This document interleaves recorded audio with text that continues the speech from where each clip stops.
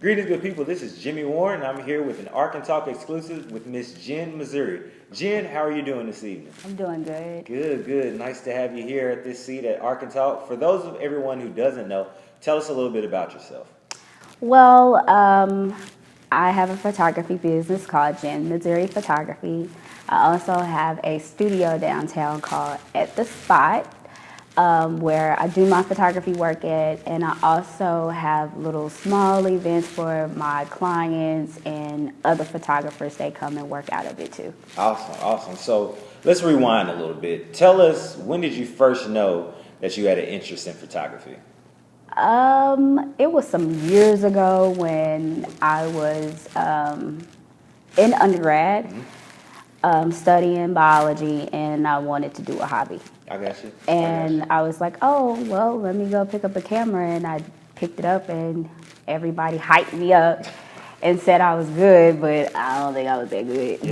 But I just took interest in it and did it while I was in college. And then Where'd you go to college at? I went to UAPB. Okay, all right, Golden Line. Yeah. Awesome. So that's a big switch from biology, and now you're doing photography. What was your thought process, or why did you want to have a biology major? Well, at first I was doing pharmacy. Okay. And then I switched and went to chiropractic. Okay. I actually went to chiropractic school. Nice. For a couple of years, and then I realized the same thing that I could do for chiropractic. If I put in the much energy, I could do it for photography. Nice. Because it's all about marketing. Yeah. And so that's what happened. Honestly, I went for what I love versus what I like. Yeah. And I've seen some of your work, so I don't want to say that you're just a photographer, but you're an outstanding photographer. Well, thank you.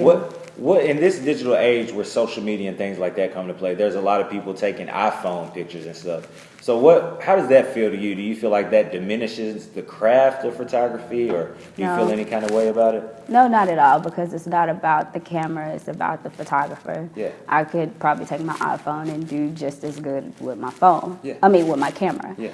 So anyone can pick up any camera or an iPhone and take a photo, but it's about the creativity behind it. Yeah. So I would never feel threatened by someone upgrading their phone or picking up the camera as well and compete against me. I got you. Okay. What's the hardest part? Because you do a suite of things. I've seen you do videos, video editing, photography. What goes into all that? What's the hardest part of getting that final perfect piece out there? All of them can be challenging at some point, Yeah. but the hardest is video editing. Okay. Because it takes up a lot of time, and people don't realize how tedious that can be. Especially, you have to be super creative. There's if you're not in a zone of creativity, you will not be able to produce the way you would want to, because that's solely off of creativity. Versus a photo, you can kind of manipulate your way and get by, but a video takes time, and you have to mentally be in the right space. Yeah, I believe that. So you recently moved to the heart of downtown about a year ago, correct? Yes. What went into that process? What made you want to stop just freelancing and going out and actually say, I want to have a brick and mortar spot where people could come for photography? My reason behind that is actually not only to have a space for me to work out of, but I also wanted to help others as well. Yeah.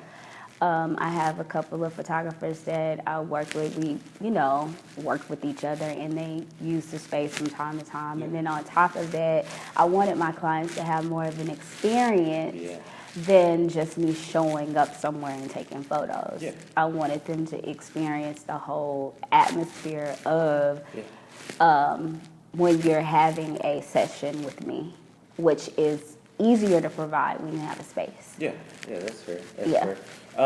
So when you launched your photography business, was this your first time branching out and actually being a business owner? Yes, it was. What was that experience like? Being a minority small business owner, what was that like, just jumping out there? What was that experience like, getting ready to do it? It was a challenge. You have to have a lot of faith. Yeah. Because like I said, it's marketing. It's solely off of marketing.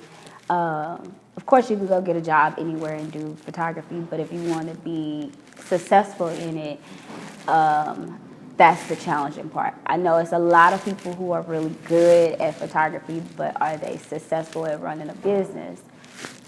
A lot of us have failed at that.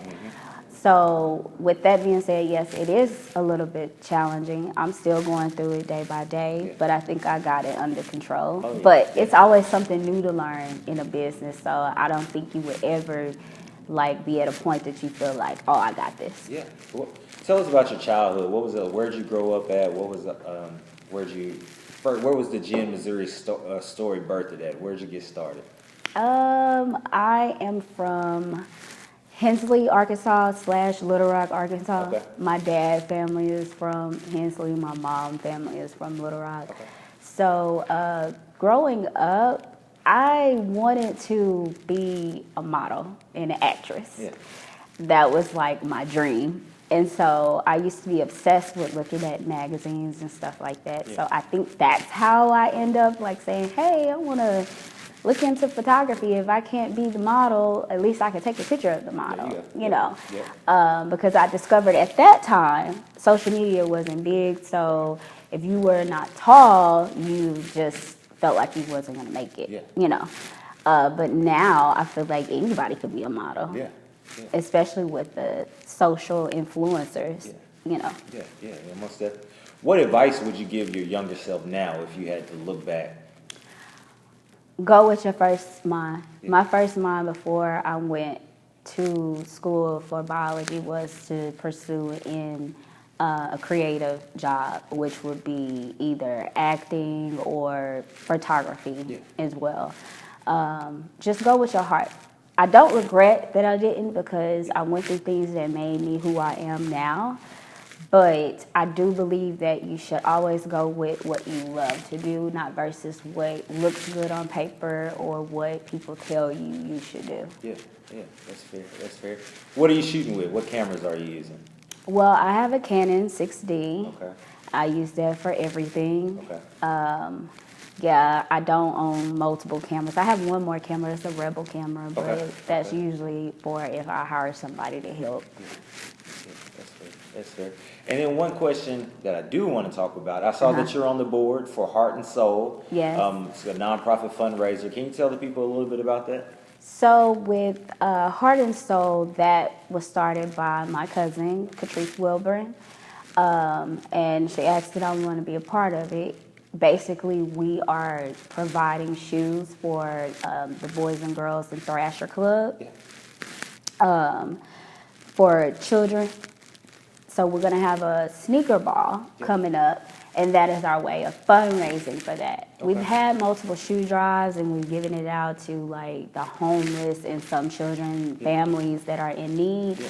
But the goal is to buy every child at the Thrasher Boys and Girls Club a new pair of shoes. That's awesome. Yeah. And I got to see some of your photography work through the promo for that. You had Tommy Norman. Yes. You had DJ Williams, and then I saw this morning that you had Tamara Bates. Yes. Tap. I saw that you had Tap picture on there, so I can definitely see a lot of the inclusion of the fashion world and the sneaker world, and then culture coming together. That's exactly what we're trying to do. We're trying to promote that. Basically, you don't have to be an athlete or have to be anything that's like in the entertainment to wear sneakers. Yeah. We want to be able to show the community, hey, you know, we got regular people who go to work every day that wear sneakers, you know, and to show off the fashion, and you could be smart and fashionable. There you go. What's your favorite pair of sneakers then? What do you shoot in? What I shoot in? Yeah. Guy, what is it? Right now it's some Gianni beanies. Okay. I have like different shoes that I wear like out. Yeah. You know, over and over and over. So right now it's Gianni beanies. Okay. But any other time, it could be anything that I do. Like, oh my God, these are so comfortable. Yeah. At first, it was Rihanna shoes because they were really comfortable. Okay. And then let me ask you this: what's next for Gin, Missouri? After the sneaker ball in November, what do you want to accomplish next as far as a businesswoman? Well, one of my goals is to open up another studio like the one I'm at. Okay. In another area. Possibly in another location in Arkansas or in Texas, because I do travel a lot for work. I want to have a lot of locations where creatives can come and create at. I feel like that we don't have a lot of locations that you can do that at. Yeah. That's amazing. Jen, thank you so much for coming and sit on the ArkanTalk seat. Anytime you want to come and share anything that you're working on, you always have an open spot here. For more information on Jen Missouri as well as the Heart and Soul Ball, click on the link and you can see the blog posting with all the links to her website and social media accounts below. And we'll see you next week. Thank you.